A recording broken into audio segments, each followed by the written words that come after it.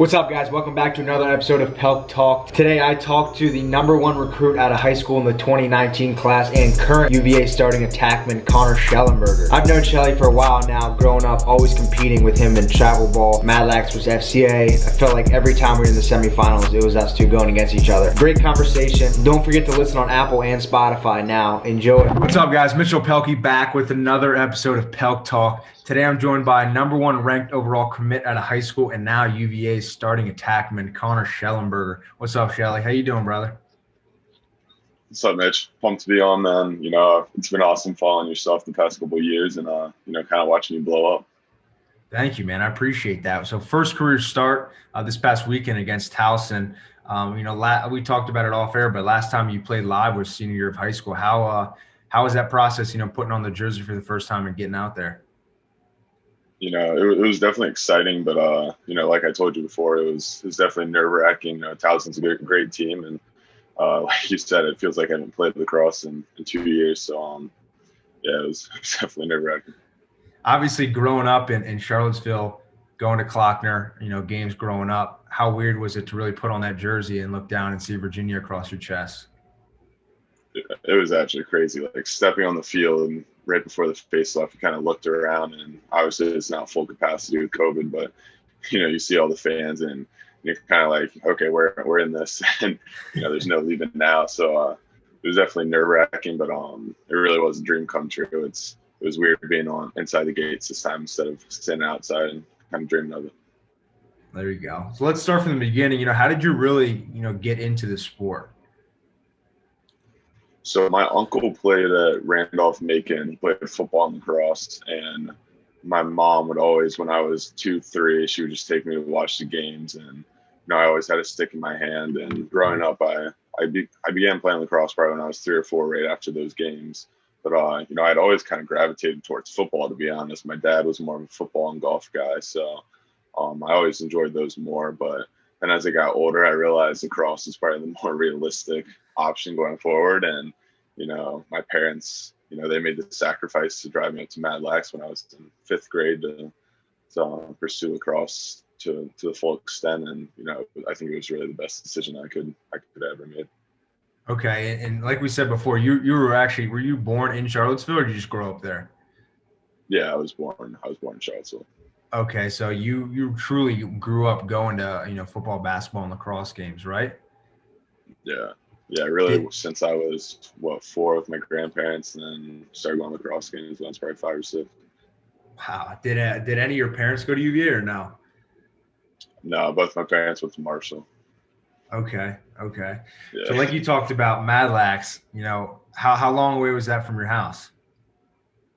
Gosh, it's probably 2 hours. So starting at U11, you'd get out of school, and my mom was a teacher, so she would teach from 7 to 2, and then we would hop in the car and drive 2 hours to practice once or twice a week when I was younger, and then on the weekends. So definitely got to give the parents props for the sacrifices they made. It's crazy. No, I love that. And obviously playing with Madlax, all the way through your career, how did you kind of get connected, with Madlax and Cabell?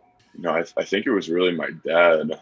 Like I mentioned, I think it was in 5th grade that he might have just gone on the internet and was looking up club teams in Northern Virginia. There really wasn't much in Charlottesville. So, we wanted to find something, and I think Madlax might have popped up. We read kind of what they were about. He had a conversation with Cabell, and then I think the next week we were in the car on the way up to tryouts. Crazy. Did you ever kind of, feel like this wasn't worth it to drive 2 hours, or did you always knew because, Madlax was that top tier program? I think initially I was just so blown away by the competition, the coaches, Madlax, and the other guys that were my age, realizing how good they were compared to what I'd always been around. Definitely probably 2 or 3 years in, it started to wear off a little bit. And you're like, why are you spending 4 hours in the car, getting home at 11 o'clock at night, spending, X amount of dollars on this? And I think it definitely wore it off for sure. But as you got older, and we were getting recruited so young, so we were fortunate. We got to see the payoff pretty quick. That's awesome. And taking that route when you were younger, was it really Madlax summer, fall, winter, take it off in spring ball, or how was your kind of season go with lacrosse? My season, I'm not gonna lie, I wasn't a big fall guy, so it was usually just the Fall spring and sucked. summer, and then it's terrible. Like it's always freezing, and I'm a big Steelers fan, so we'd like tape the games and rushing home, and my phone's cut off. Like I'm gonna kill anyone who says the score. So yeah, we're like watching the games at 11. So yeah, I wasn't a big fall guy, and we would just play in the spring and summer, and then growing up, I played football in the fall. So yeah, I kind of Okay. looked out. Wasn't a big fan Okay. of fall. So then obviously, like you kind of hit on it there with the recruiting process for us, obviously different now, but that summer going into freshman year of high school was the biggest summer. And kind of coming in, you commit to Hopkins on July 1st, 2015. Kind of walk us through that recruiting process of when coaches, really started to reach out. Yeah. It was really bizarre. I mean, we finished up with the spring that year when I was in 8th grade. And then, I mean, we probably played you most of those games. And Yeah. it was like first tournament going into freshman year. There were probably 50, 60 coaches at that Platinum Cup tournament. And I remember just stepping on the field and I was looking around. And it was like Coach Stargia, Coach Desco, and Yeah. like still 14 years old. So it's just bizarre getting those phone calls and texts and being able to visit those schools. I think it was looking back on it, I can't imagine like even gathering the information to make a decision at that age, and especially understanding like my maturity level now at 20. Yeah. At 14, my priorities were definitely not there. So different. So when you first got those calls, were you playing any summer ball, or was it right after your spring ball ended you started getting calls? I think it was right after the Platinum Cup. It Yeah. might have been like Hopkins and Army, and then I think the dominoes just started to fall from there. Obviously, UVA was at the time probably that was my dream. So I went to the UVA camp the following week, and that sparked some things. So yeah, it was really after that, and things just kind of fell afterwards. So making that decision, to commit to Hopkins, what really went in all that? I know obviously you said Virginia being your dream school, and at the time Dom was on his way out. Everyone kind of knew that. So why did you make that decision to commit to Hopkins? Yeah, I think that was a tough thing was Coach Stargia. Nobody kind of knew how much longer he had, and obviously he was a big draw to me. I grew up idolizing him and what he had done here at UVA. So that was probably the toughest part about the recruitment was like, this is my dream, but how much longer, and I like the new coach, and that creates a lot of chaos. But yeah, Hopkins, I think it was just Coach Petro, the way he recruited, and the facilities, the tradition, lacrosse is the sport, and in 8th grade, that was a big selling point. He could sell that when you come here, lacrosse is going to be the main thing, and that's kind of the focus of the school. So that was pretty cool. And then I just had a lot of respect for Coach Petro and the values that he talked about and the way he treated his players. So I was a big fan of him. Yeah, and going on that, how many visits did you go on in that summer before committing to Hopkins? I think before committing to Hopkins, I went to UVA, Carolina, and Hopkins. It's kind of tough because, to some extent you do want to visit everywhere, but I think my parents did a great job, and they were kind of like, just narrow down that 5 to 6 that you want to talk to, and then those 3 to 4 that you want to visit. And, to be honest, that helped me at the time, who was 14, make a decision that was a lot tougher than. It's so weird to think back now, like with the new recruiting rules, guys are committing at like 17 and we were doing it at 14. So it's definitely weird to think about. If you go back and look at the pictures of like us or watch our highlights tapes, like literally just these young kids that are playing. It's so absurd. It's so weird. But obviously after you commit, you were one of the first people in our class to commit. I remember when I was playing golf with Musa, when you committed to Hopkins, I was like, wow, because I was even shocked you didn't commit to Virginia off the start, just from growing up there and going to Stab and everything. But obviously now your name's in the spotlight, freshman season at St. Anne's Belfield. How did you deal with all the pressure? I think it was definitely new, but it was almost a good thing because I was so young that I really didn't feel it, to be honest. It was still like freshman year of high school, and I was just having fun. There's no pressure to get in college applications or prove anything to the national world, lacrosse world, just because I was still so young. And there wasn't really like a national eye on me, I guess, Yeah. outside of our class. But I really lucked out at Stab. I had some of my best friends there, Joe and Philip Robertson and Jack Schultz and Coach Grayello, who that freshman year was basically just like, let's just work hard and whatever happens, happens. Yeah, no, love that. And then the next summer following, we actually played on the same Under Armour underclassmen game. I remember that like that was yesterday. That was a sick event. And then in the fall, you decommit from Hopkins, making that decision, why that decision? Did you finally find out, who UVA's new coach was going to be and all that? Or was it honestly just you weren't happy with the way Hopkins was going? Yeah, so crazy thing is I'm sitting in my basement watching the Final Four game, Maryland versus Brown. I'm like sitting there with my mom. I think it was a semifinal game. And I think Maryland won in OT 60-15 or something. Yeah. And I'm sitting there with my mom and I'm like, I would love to play in that system for those coaches, but not at Brown, just because academically I'm probably not there. And then it just so happened a month or two later, he takes the job at UVA, and all of a sudden that's like crazy possibility is actually there. That's crazy. That small world. Yeah, it was crazy. And and then all of a sudden I was like, dang, this is now my dream is kind of alive again. Like, this is the coaching staff that I didn't know much about, but I loved from what you could see and what they said on TV. So yeah, it was a great opportunity that I felt like I had to at least look at. So then you decommit and then commit to UVA 2 weeks later. In that time period, did you visit any of those schools besides UVA? Yeah, so I visited UVA and Duke, and that was it. So that whole process was probably the weirdest week or two of my life, to be honest. Why would you say that? That conversation with Coach Petro was probably the toughest 10 minutes I've ever had.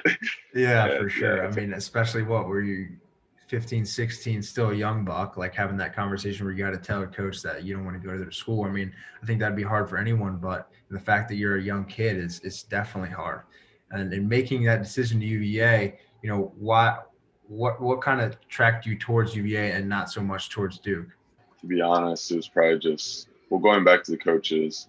I mean, if you looked at the way Brown played, their upbeat tempo, the way their tackling played, goal scorers, bunch of shots. They don't care about turnovers. So just the freedom that the team, I felt like they played with. And then, I mean, it was hard to choose against Duke, though. I mean, they got everything. That's definitely one of the best programs there is by far. But I think it was more of just the hometown, realizing that I had the possibility of living out my dream. There you go. I love that. So getting to the moment of you committing and you're finally at your dream school, what was your kind of schedule and workout routine and six-skill routine, throughout your life and kind of coming up to getting to that point? Did you kind of have a set routine, or did you honestly just pick it up every day and attack it?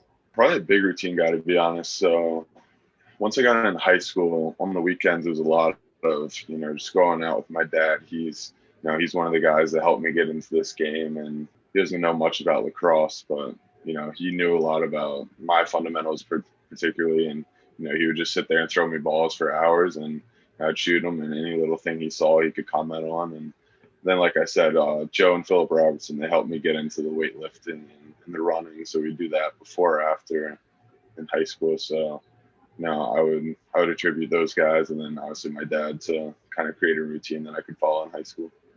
I love that. And what was the biggest aspect you think you needed to work on in high school? Was it getting bigger? Was it working on your offhand? Was it getting faster? What do you think that was for you? I think it was a combination of everything. Definitely getting faster, definitely getting bigger. I think that happens naturally a little bit, though, as you get older in high school, you start to mature a little bit. But yeah, definitely work the offhand, hit the wall 300 to 500 times a day, and do all you can to get that better. And then just grow, like understanding the game better, watching film with our offensive coordinator, Nate Ruhlman, who's been a big part of my success. Late night, he's sending me texts at 11:50. You see this from the college games or pro guys, little moves that they're doing. So just stuff like that. Always kind of being around the game and just having fun with it. That's awesome. And growing up, were you a big, like you said, film guy? Would you sit down on a Saturday and watch college lacrosse all day? I think I always try to leave college lacrosse. Obviously, you can watch it and you take little things while you're watching it, but I think I just want to have more fun. Whenever I watch lacrosse, I feel like I just want to have fun. Unless it's my own stuff, then I'll really break that down, or who we're playing, or if I want to see some little thing from a guy that's really good. But I've always just tried to really enjoy the game and have fun with it. And it kind of goes back to when we were kids, when we were 6 or 7. At least I would watch college lacrosse, and then I'm out in the yard trying to replicate what Seal Sandwick would do, or like the Bitters would do. Like just, it was that watching fun YouTube and kind clips. of innocence of the game. Yeah, exactly. And kind of hitting on the fun topic, with us, obviously, like we hit on earlier, the early recruiting. Do you truly think, that summer of going into freshman year, obviously our big summer, getting recruited and the college coaches lined up on the sidelines, do you think it was more fun or honestly just more like pressure, like this is our time to shine? Like these tournaments, I remember the Big Four tournament, there was so many coaches there, and like if we didn't perform, like that was our future on the line. Yeah, it was just, I think, kind of took some of the fun out of it, because now instead of like after the game you're talking with your buds and your parents about like what colleges are recruiting, or maybe they're not now because you didn't put up a certain amount of goals. So yeah, it's just like you said, it took the fun out of it. And we were 14 or 15, and there was just no reason for it to be like that. Yeah, it should have been some of the best times of our lives. No, I totally agree. Well, let's fast forward. Sophomore year of high school at Stab, you kill it. You almost triple your points, which you had freshman year, and you finished with 121. What was the mindset from freshman year to sophomore year that really changed and put you up in that plus 100 point category? Yeah, there was just a huge leap mentally. I felt like I think that was the fall that I really started to take lacrosse, I think, to the next level for me, like physically and probably mentally. Okay, I want to go all in on this, and I really worked hard. And I mentioned Joe Robertson a lot, but he was by far the best leader I've ever had. And that fall we really got after it, and we started going to the weight room 4 to 5 times a week, and we're shooting every day, and that had a big part of it. And then I was so fortunate to play with him and Jack Schultz in that attack line for Stab, and that made it so much easier to play, because those guys were so good. Yeah. In junior year, you decided to step away from Stab and attend Bullis. Is that a hard decision to make? Obviously, like we talked about, growing up in Charlottesville, Stab right there, and now you're going to Bullis. Yeah, definitely. The 10 minutes with Petro was probably my toughest 10 minutes of my life, and the Bullis year was probably the toughest year of my life, to be honest. It was. I grew up an only child, so super close to my parents, and making that decision to go to Bullis was a tough one, but it was so worth it at the end, and I wouldn't change any of it, to be honest. It was the people that I met, and the way they treated me up there was awesome. And how long was that drive for you? That drive was probably around 2 hours, but once we got in the spring, I was staying up there most weekends, and so it wasn't bad, but it was also kind of like you want to see your parents, so they would come up a little bit, and you just had to make things work, but it was definitely a hike. So that fall, would you go up there? Would you drive 2 hours each day, or I guess 4? Or no? Would you do so like stay a week? I would just stay. I would stay the week or 2 weeks or 3 weeks, whatever it was, and then I guess whenever I wanted to, I just decided to go home and spend the weekend at home and just drive right back. So it's pretty crazy. Damn, that's a lot of driving. So obviously that junior year is pretty iconic. You and Robert and the rest of the boys kill it, win the IAC championship. You received Washington Post All-Met Player of the Year and a bunch of other awards. What was the difference between Bullis and Stab that kind of stood out to you in that year, and whether that's, play styles or how they run the program, or what kind of stuck out to you? Yeah, I mean, I think Bullis had a bigger pool for sure. You can't, I don't want to discredit anything that Stab does, but it's a fact that they have a bigger pool to pull from. So, you can get kids from Maryland, DC, Virginia that want to come here for lacrosse. So I think that was really eye-opening when the first day there was 80 kids at tryouts, and we probably had like 25 kids on our varsity team at Stab. So it was like, okay, we got a lot of kids that want to play here. And so that was pretty cool for me. I think one of the bigger differences was the coaches. Like, for the first time in my life, I had coaches who were who had been around lacrosse for most of their life and had played at the highest level and really loved the game and would do anything for all of us. And then senior year, you decided to come back to Stab. Coming back, obviously you said that year was tough on you because you're an only child. You missed your family and everything. Why making that decision to come back? Not that I was satisfied with what I'd done at Bullis, but pretty much I kind of was. I felt like I'd met the people. I'd kind of done what I wanted to do at Bullis. So I didn't feel the need to drive up there 2 hours there, 2 hours back on the weekends and miss time from my family. I figured I'd have 4 years at UVA where I'd be on my own and be away from my family. So, I just figured, go home, have fun your senior year. I had a pretty serious girlfriend at the time. So, be with her. And it was, I'm glad I made that decision. It was a fun year. Okay. I love that. And being ranked, number one in the class, going into that senior year and eventually going into college, now the pressure's real. You've known that you've been number one, for 4 years now. How did that, really go into your last season of really making a mark? Yeah, there was definitely a lot of pressure going into college, and I think that had a big influence on my decision to redshirt. It was weird. In the fall, I said this to a lot of people that for some reason I felt like I had to prove something to my teammates that I really didn't. Like, nobody cared. To be honest, nobody cared about my ranking or like they didn't need me to prove that I was worthy of like the cover of Inside Lacrosse. Like, that was all just stuff that I felt like I was making up in my head. And, at the end of the day, they just wanted me to be me out on the field. And I think coming back from winter break last year after I decided to redshirt, I finally noticed that and able to understand that. And, I kind of took the burden of all the pressure off of me. Yeah. And then it was just back to having fun playing lacrosse. And luckily I've kind of been able to carry that through quarantine into this past fall and spring. And, we're just having fun now. That's what it's about. That's good. And kind of going off that, obviously you finish your senior season and get selected for the Under Armour All-American game. Really, like, every lacrosse player's dream besides, playing top tier ball. How cool of an experience was that? That was awesome. Those 3 or 4 days were probably one of the coolest experiences I've ever been a part of, for sure. The gear that they gave us, the way they made us feel with all the media and all that stuff. So it was hard to top that experience, to be honest. And, getting to play on Hopkins and a night, her homewood on a night game on ESPN with the best players was, it was awesome. And what would you say, kind of going back at your 4 years of high school, what would you say was the best part? Was it that UA game? Was it that championship, or was it really that number one overall rank?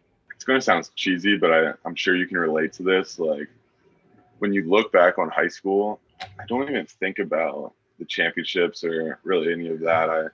It's more just, going to shoot with the guys. With your guys, like going to shoot with the Robertsons and Schultz after school and, late night under the lights. Nobody's there. Nobody's around. We're just having fun. Or, whether it was going with Robert Shane at Bullis and shooting late night or, just having fun in the locker room after wins. Like, I feel like that's the stuff you actually remember. And obviously the wins are awesome, but it's the fun stuff. Yeah, it's definitely those little things, but for sure. So you get to UVA in the summer, and obviously we kind of talked about how surreal that moment would be. But, making that decision, you kind of hit on it there of redshirting.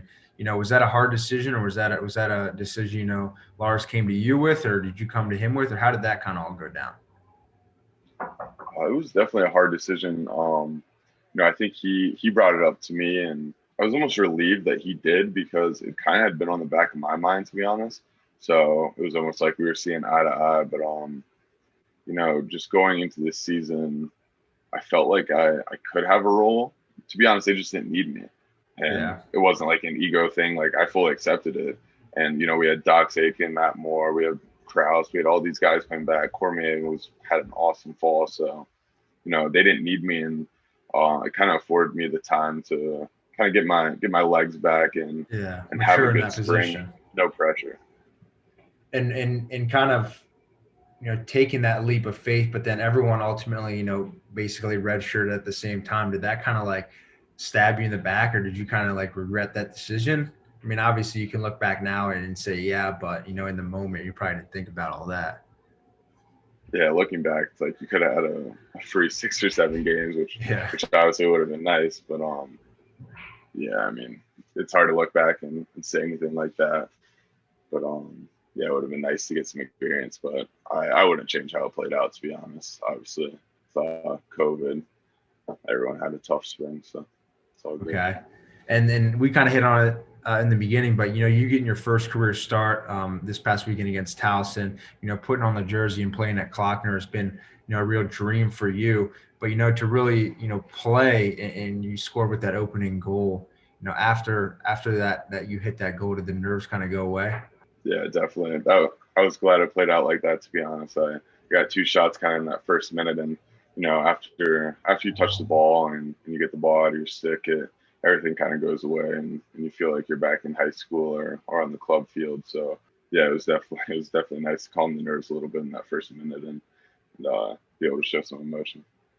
There we go. Well, Connor, I appreciate you coming on Pelk Talk, man. This means a ton to me. I mean, obviously going up against you for years and years with Madlax and FCA, it's been a battle, but I think our friendship is definitely one for here. But I appreciate it, man. Thank you so much. Yeah, man. Thanks for having me on. It was a blast. It really has. It's been awesome watching your brand grow. And it's funny. Everyone here is always asking me, like, do you know Mitchell Pelkey? Do you watch stuff on YouTube? And it's like, yeah, obviously.